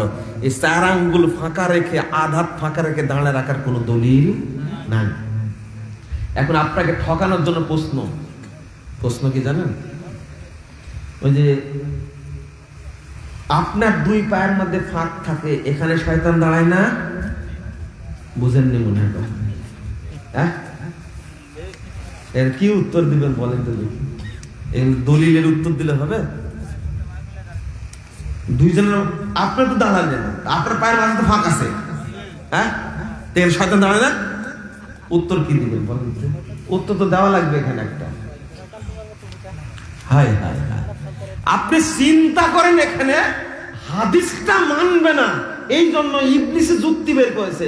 ওই যে ইমাম দাঁড়া আছে একা একা, ওর দুই পায়ের মাঝখানে শয়তান দাঁড়ায় না?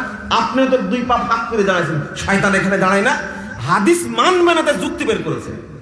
আবু দায়ের বর্তমানে বলেছিলেন যে ইবলিস অত বোকা না যে আদম সন্তানের ছোট বাবুর নিচে দাঁড়া থাকবে।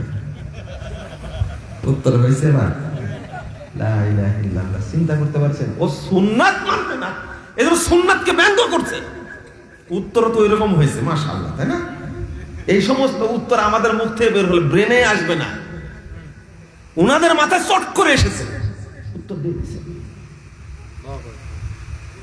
এরপরে আমি আপনাদের বললাম সালাত শুদ্ধ না হওয়ার কারণে সালাত কবুল হয় না।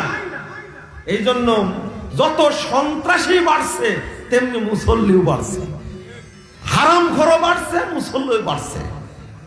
মসজিদে মুসল্লির শেষ নাই, কিন্তু কি হারামখোরেরও শেষ নাই, দুর্নীতিবাজেরও শেষ নাই। সবচেয়ে বড় দুর্নীতিবাজটা জুমার দিনে প্রথম কাতারে দামি যায় না নামাজ নিয়ে বসে, তাই না? লাভটা কি হলো? এই জন্য 30,992 নম্বর হাদিস মুসান্নাফ ইবনে সাহিবার মধ্যে এসেছে, লাইয়াতি আলান নাস জামান, মানুষের উপর একটা যুগ আসবে, ইয়াস্তামিউন ওয়া ইউসাল্লুনা ফিল মাসাজিদ, বহু মানুষ দলে দলে মসজিদে জড়ো হবে, তারা সালাত আদায় করবে, মসজিদ ভর্তি থাকবে। ওয়ালাইসা ফীহি মুমিন, কিন্তু তাদের মধ্যে একজনও ঈমানদার পাওয়া যাবে না। সালাত পড়ে কিন্তু ঈমান নাই, তাহলে কিভাবে হবে? আজকের অবস্থা তো তাই। আপনাকে বললে কষ্ট পাচ্ছেন। তো আনাস রাদিয়াল্লাহু আনহু আল্লাহ রাসূলের 10 বছরের খাদেম, তিনি বলছেন, সহিহ বুখারীর 529 530 নম্বর হাদিস, তিনি বলছেন, হাই হাই আপনি কোথায় যাবেন? তিনি বলছেন, মা আরিফু শাইয়ান মিম্মা কানা আলা আহদিন নবী সাল্লাল্লাহু আলাইহি ওয়াসাল্লাম, আমি রাসূলের যুগের কোনো আমলই দেখছি না এখন। আনাস রাদিয়াল্লাহু আনহু বলছেন, আমি রাসূলের যুগের কোনো আমল দেখতে পাচ্ছি না। কিলা as-সালাহ, তাকে বলা হলো সালাতটাও কি রাসূলের যুগের না? তখন বললেন, কলা আলাইসা যাইয়াইতু মা যাইয়াইতু, সালাত যেভাবে নষ্ট করেছো রাসূলের যুগে সালাত কি এখন আছে? কি বুঝলেন আপনি? আনাস রাদিয়াল্লাহু আনহু বলছেন, 530 নম্বর হাদিস ইবনে শিহাব জুহরি বলছেন, আপনি একটু ভাবেন, আপনি একটু চিন্তা করেন, ভয় করেন একটু। আনাস রাদিয়াল্লাহু আনহু সম্পর্কে বলছেন ইবনে শিহাব জুহরি, দাখালতু আলা আনাস ইবনে মালিক ফি মসজিদে দিমাশক, আমি মসজিদে দিমাশকে আনাস ইবনে মালিকের কাছে গেলাম, দেখলাম ওয়া হুয়া ইয়াবকি, তিনি কাঁদছেন। আমি জিজ্ঞেস করলাম, মা ইয়াবকি, আপনাকে কাঁদাচ্ছে কিসে, কাঁদছেন কেন? তিনি বলছেন, মা আরিফু শাইয়ান মিম্মা কানা আলা আহদিন নবী সাল্লাল্লাহু আলাইহি ওয়াসাল্লাম ইল্লা সালাত কদ জুইয়াত। দেখো রাসূলের যুগে যে সমস্ত আমল দেখেছি, কোনো আমল দেখতে পাচ্ছি না, তো সালাতটা দেখতে পাচ্ছি, কিন্তু সালাতকে নষ্ট করা হয়েছে। কদ জুইয়াত, সালাত কি করা হয়েছে? নষ্ট করা হয়েছে। সহিহ বুখারীর হাদিস, আনাস রাদিয়াল্লাহু আনহু বলছেন। আপনি এবার ভেবে নিন, চিন্তা করে নিন। মুআবিব ইবনে কুররা তিনি বলছেন, আদরাকতু 70 রাজুলান মিন আসহাবিন নবী সাল্লাল্লাহু আলাইহি ওয়াসাল্লাম, আমি সাহাবীদের 70 জন মানুষকে পেয়েছি, 70 জন সাহাবীকে পেয়েছি। লাউ খরাজু ফিকুম আল ইয়াউম, যদি 70 জন সাহাবী আজকে তোমাদের যুগে আসে, মা আরাফু শাইয়ান ইল্লা নিদা, এই 70 জন সাহাবীর কেউ আজান ছাড়া রাসূলের যুগের কিচ্ছু দেখতে পাবে না। ওই যুগের অবস্থা যদি এরকম হয়, আজকের যুগে যে সালাত চলছে, এই সালাত কি রাসূলের সালাত বলে মনে করেন আপনি? ভয় করেন না কেন? 1312 নম্বর হাদিস নাসাইর মধ্যে এসেছে, হুযায়ফা রাদিয়াল্লাহু আনহু বলছেন একজন ব্যক্তিকে, কাম তুসাল্লি হাযিহিস সালাহ, এই তুমি এই সালাত কতদিন যাবত পড়ছো? এই রাসূলের সাহাবীকে জিজ্ঞেস করছেন, এই সাহাবী হুযায়ফা জিজ্ঞেস করছেন একজনকে, এই সালাত তুমি কতদিন থেকে আদায় করছো? মুনযু 40 সানা, প্রায় তো 40 বছর যাবত। হুযায়ফা রাদিয়াল্লাহু আনহু বলছেন, লাউ মিত্তা আলা হাদা মিত্তা আলা গায়রিল ফিতরাতি আল্লাতী ফাতারাল্লাহু মুহাম্মাদান সাল্লাল্লাহু আলাইহি ওয়াসাল্লাম। 40 বছর না, শুধু এইভাবে সালাত পড়তে পড়তে যদি মারাও যাও, রাসূলের উম্মত হয়ে মারা যেতে পারবে না, তুমি বেদিন হয়ে মারা যাবে, বেদিন হয়ে। এই জন্য বলি, যারা রাসূলের তরিকায় সালাত আদায় করে না তাদেরকে মুসল্লি বলা যাবে না।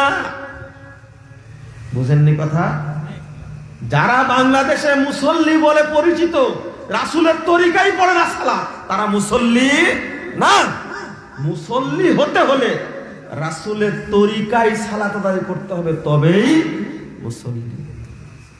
সালাতের মধ্যে দলিল নাই কেন? আপনি হাত বাঁধছেন কি এইভাবে, কান ধরে তওবা করে, তাই না? এই হাদিস ঠিক না। হাতটা সেদিনে সালাত শিক্ষা দিয়েছে জামালপুরে, কাঁধ অথবা কান বরাবর হাত তুলতে হবে, হাতটা স্বাভাবিক থাকবে, বুঝতে পারছেন? স্বাভাবিক থাকতে হবে। এইভাবে কান ধরে তওবা করে আল্লাহু আকবার, না, এটা না। কাঁধ বা কান বরাবর হাত তুলতে হবে, হাত বাঁধবেন এইভাবে বুকের উপরে, নাভির নিচে হাত বাঁধার হাদিস জয়ীফ এসেছে, জয়ীফ। বুকের উপরে হাত বাঁধ এইভাবে, অথবা এইভাবে, অথবা এইভাবে, অথবা এইভাবে, তবে সবগুলোই বাধ্য হবে কোথায়? বুকের উপরে। এইভাবে বক্তব্য দিয়ে মানুষের সালাত সংশোধন করা যাবে না। রাসূল সাল্লাল্লাহু আলাইহি ওয়াসাল্লাম প্র্যাকটিক্যাল মেম্বারে দাঁড়িয়ে সালাত শিক্ষা দিতেন। রাসূলের সালাত কি? ইঞ্জিনিয়ারিং সিস্টেম আছে, ইঞ্জিনিয়ারিং সিস্টেম দেখবেন, দেখাবো। এই যে 3 আঙ্গুল থাকবে এই জায়গায়, আর 2 আঙ্গুল তারা কবজি ধরতে হবে।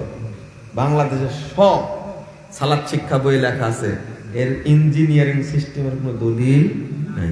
তৈরি করা সিস্টেম, তৈরি করা সিস্টেম এইভাবে না। বলেছে হাদিস জয়ীফ, দরকার নাই। কিছু কিছু ভদ্রলোক বলছে কি জানেন, যে বুকের উপরে হাত বাঁধার হাদিসে ত্রুটি আছে। আপনি কি মুহাদ্দিস? ত্রুটি তো ধরলেন, কেন ধরলেন ত্রুটি? হাতুড়ি ডাক্তার হয়ে চিকিৎসা করতে যাতে রোগী মেরে ফেলেছেন, এটাই তো অবস্থা খারাপ। ওই সেদিন এক ডাক্তারকে ধরেছে, দেখছেন? একবারে ভুয়া ডাক্তারের নাম লাগায়া। এই বাংলাদেশের এই বক্তাগুলো সব ভুয়া ডাক্তারের মতো, যাদের কোনো সার্টিফিকেট নাই, দলিল নাই। তুমি চিকিৎসা দিচ্ছ, সালাতের চিকিৎসা দিচ্ছ কিভাবে? একটা আমুল যদি সালাতের মধ্যে ঢুকে যার দলিল নাই, ওই সালাত কবুল হবে না। সালাতে এই যে পড়বেন, হয় বাইদ বাইন আল্লাহুম্মা বাইদ বাইনি ওয়া বাইনা খাতায়া কামা বা'আতা বাইনাল মাশরিক ওয়াল মাগরিব, এটা পড়বেন। অথবা সুবহানাকা আল্লাহুম্মা ওয়া বিহামদিকা তাবারাকা ইসমুকা তাআলা জাদ্দু লা ইলাহা ইল্লা আনতা, এটাও পড়তে পারেন, পড়ুন। তারপরে সূরা ফাতিহা পড়বেন। ইমাম মুক্তাদি উভয়ে পড়বে। যে কথা প্রচলিত আছে যে মুক্তাদি সালাতের পিছনে সূরা ফাতিহা পড়বেই না, জোহরে হোক আর মাগরিবে হোক। ওই দলিল কি? ওয়াইদা কুরিয়াল কুরআন ফাসতামিউ লাহু ওয়া আনসিতু লাআল্লাকুম তুরহামুন। তো জোহরে পড়েন না কেন? মাগরিবের শেষ রাকাতে পড়েন না কেন? এশার শেষ 2 রাকাতে পড়েন না কেন? বলছে না, পড়াই যাবে না, কোথাও পড়া যাবে না। হায় হায়, কি জোহরে কেরাত তেলাওয়াত করা হয়, আসরে তেলাওয়াত করা হয়, এশার শেষ 2 রাকাত তেলাওয়াত হয়, মাগরিবের শেষ 1 রাকাত তেলাওয়াত হয়। দলিল দিচ্ছে কি জানেন? ওই সময় যদি ইমামের আগে পড়া হয়ে যায়, এই জন্য পড়ি না। হায় রে নাদান, তাশাহুদ যখন পড়ো তখন ইমামের আগে পড়া হয়ে যেতে পারে না? রুকুর দোয়া যখন পড়ো তখন ইমামের আগে পড়া হয়ে যেতে পারে না? সব জায়গায় চলবে, শুধু দোষ করেছে কি সূরা ফাতিহা। হায় হায় হায়, আমিনটাও বলে না। কত সুন্দর 740 নম্বর হাদিস, রাসূলুল্লাহ সাল্লাল্লাহু আলাইহি ওয়াসাল্লাম বলেছেন, ইদা ওয়াফাকা তামিনুহু তামিনাল মালায়েকা গুফিরা লাহু মা তাকাদ্দামা মিন যামবি। ইমাম মুক্তাদির আর ফেরেশতার আমল যদি মিলে যায়, তাহলে পূর্বের সমস্ত পাপ ক্ষমা হয়ে যায়। আমিন বলার ফজিলত। কেরাত পড়লেন জোরে, স্বীকৃতি দিলেন আস্তে, হলো তিরমিজি খুলে দেখুন, ইমাম তিরমিজি বলে গেছেন যে আজকে আমিন বলার হাদিস কি জয়ীফ। রফুল আয়দান করবেন, হাদিস সহিহ, উকবা বিন আমর থেকে বর্ণিত। একবার রফুল আয়দান করলে 10 নেকি হয়। নাসিরুদ্দিন আলবানী রাহিমাহুল্লাহ বলছেন 10 নেকি না, একটা শুদ্ধ আমল করলে সহিহ বুখারী হাদিস দ্বারা প্রমাণিত হয় 700 নেকি হয়। 700 কে চাইলে আল্লাহ দ্বিগুণ করে দিতে পারে। ইলা আযাফিন কাসীরা, অসংখ্য গুণে গুণান্বিত করতে পারে। রফুল আয়দান করবেন, রুকুতে যাওয়ার সময় করবেন, রুকু থেকে ওঠার পরেও করবেন। সমস্যা কোন জায়গায়? দৌড় তাড়াহুড়া করে সালাত কেরাত চলছে, একজন মুসল্লি গেল, যাওয়ার পরে দাঁড়ালো, দাঁড়ায় প্রথম পড়বে কিসের দোয়া? ইন্নী ওয়াজ্জাহতু পড়বে। তারপরে পড়বে কোনটা? নিয়াত। তারপরে হাত বেঁধে পড়বে কি? সুবহানাকাল্লাহুম্মা বিহামদিকা তাবারাকা ইসমুকা লা ইলাহা ইল্লা আনতা। আর কিছু পড়বেন না। আপনি কি বুঝতে পারলেন ঘটনা? বুঝেননি মনে হয়। ইমাম কেরাত করছে, তখন এই ভুয়া দোয়া পড়লো 2টা, হাত বেঁধে পড়লো 1টা। এটা পড়া জায়েজ হচ্ছে, কিন্তু পড়া যাবে না কোনটা? সূরা ফাতিহা। দোষ কার? শুধু। অথচ রাসূল সাল্লাল্লাহু আলাইহি ওয়াসাল্লাম লা সালাতা লিমান লাম ইয়াকরা বিফাতিহাতিল কিতাব। একজন লোক 60 বছর যাবত জামাতে সালাত পড়বে, 60 বছর যাবত, কিন্তু এখন পর্যন্ত ফরজ সালাতে কোনোদিন রাসূলের সালাতে সূরা ফাতিহা পড়ার সুযোগ হয়নি। সালাত হয়েছে? সালাত হয়েছে? হায় হায় হায়, কোথায় যাবেন আপনি? অথচ সূরা ফাতিহার মধ্যে আছে ইহদিনাস সিরাতাল মুস্তাকিম। আল্লাহর কাছে চাইতে পারি না, বলতে পারি না বলেই আমরা সঠিক পথ পাইনি। শেষেতে বলবো আমিন, তাও বলি না। আমি বলি কি জানেন? গায়রিল মাগদুবি আলাইহিম ওয়ালাদ-দাল্লিন। মাগদুব হলো ইহুদিরা, দাল্লিন হলো খ্রিস্টানরা। যখন মুসলিমরা সূরা ফাতিহা পড়ে, ইহুদি খ্রিস্টানের গায়ে আগুন জ্বলতে থাকে। এবারে তাদেরই ষড়যন্ত্র যে মুসলিমরা যেন সিরাতে মুস্তাকিম না পায়, জান্নাতের পথ যেন না পায়, জান্নাতের পথ চলতে যেন না পারে, এই জন্য সূরা ফাতিহা পড়ে না। সূরা ফাতিহা না পড়ার জন্য 6টা হাদিস জাল করা হয়েছে। 6টা। যে ব্যক্তি সূরা ফাতিহা পড়বে তার মুখে মাটি মারো, তার মুখে আগুন মারো, তার মুখে মদের বোতল মারো, তার মুখে পাথর মারো। নাউজুবিল্লাহ। এগুলো মনে করেন সহিহ হাদিস, এগুলো মনে করেন আপনারা? লা ইলাহা ইল্লাল্লাহ। কোথায় যাবেন? সালাতের সবই ঠিকই আছে। সালাতের শুরুতে বেদাত আর শেষে বেদাত দিয়ে আপনি ঢেকে দিলেন। সালাম ফেরানো মাত্রই হাতটা, ডান হাতটা তুলে কি বলে? ইয়া কবিল ইয়া কবিল ইয়া কবিল, বলে না? এইটা এক বেদাত। এই হাদিস জাল। এটা কি? জাল হাদিস। মাথায় হাত রাখা যাবে না। এরপরে একটা মুনাজাত মারি দিল, মানে শুরুতেও জাল, শেষেও কি? বেদাত। তাহলে পুরো সালাদটা এবার কি হয়ে গেল? 0। পুরো সালাদটা কি হলো? 0। ফরজ সালাতের পরে মুনাজাত ছাড়তে পারবে না, সব ছাড়তে পারবে। মুরব্বির জিদ এত, আরে এখন তো করছি কবরে গিয়েও করব। কথা বুঝেছেন? এতই জিদ। সমাজ থেকে বেদাত তুলা, অথচ তারা জানতে পেরেছে বাংলাদেশে হানাফি ভাইদের সবচেয়ে বড় মাদ্রাসা হলো কোনটা? হাটহাজারী। সেখানে নাকি ফরজ সালাতের পরে মুনাজাত হয় না। করে কেন? ঈদে মিলাদুন নবী, কালকে একটা বক্তব্য শুনলাম যে ঈদে মিলাদুন নবী জিলাপি খাওয়া আর পায়খানা খাওয়া একই রকম। শুনছেন নাকি আপনারা? জানি না, আমি শুনলাম। ওই যে মুফতি শফি সাহেব বলে গেছেন বক্তব্যটা, আর আরেক শ্রেণীর মানুষ বলছে ও কাফের, যে কথা বলেছে ও কাফের। তাহলে তাদের মধ্যেই যে মানে দ্বন্দ্ব, ঈদে মিলাদুন নবীর ফায়সালাটা করতে পারেনি এখন পর্যন্ত। এত বড় আলেমকে বলে দিলে কি? কাফের। আস্তাগফিরুল্লাহ, আস্তাগফিরুল্লাহ। তারপরে চিন্তা করেন, ফরজ সালাতের পরে মুনাজাত, বিবাহের পরে মুনাজাত, জালসার পরে মুনাজাত, জানাজার পরে মুনাজাত, দাফন করার পরে মুনাজাত, ঈদে মুনাজাত, এগুলো সব কি? বিদআত। টঙ্গীর মাঠের মুনাজাত, এটা হলো আখেরি বিদআত। বলে কি? আখেরি মুনাজাত, না আখেরি বিদআত। এটা তাই আল্লাহ রহম করুন। বন্ধুরা আমার, আমি আলোচনা শেষ করে দিই, অনেক আলোচনা করেছি আপনাদের কাছে। এই সালাত বিষয়ক বিশুদ্ধ দলিল সহ সালাত আদায় করার জন্য একটা ভুল বলতে ভুলে গেছি। এই যে আঙ্গুল নাড়ানো, এবার টুপ করে উঠে নামায় ফেলে, বুঝছেন, এটাও জাল আমল, এর কোনো দলিলই নাই, এর কোনো কি দলিলই নাই। আঙ্গুলটা এইভাবে রাখবেন, রেখে নাড়াতেই থাকবেন এইভাবে, ঠিক আছে? আর শুরু থেকে শেষ পর্যন্ত, খুব জোরে জোরে না, কেউ মানে এইরকম করে, এরম না না না, নর্মাল নাড়াবেন এইভাবে, দোয়া করতে হয়। কথা বুঝতে পেরেছেন? হাদিস 889 নম্বর হাদিস খুলেন, 1336 নম্বর হাদিস খুলেন সহিহ মুসলিম, আবু দাউদ খুলেন 1338 নম্বর হাদিস, মুসলিম খুলেন, আপনি পাবেন।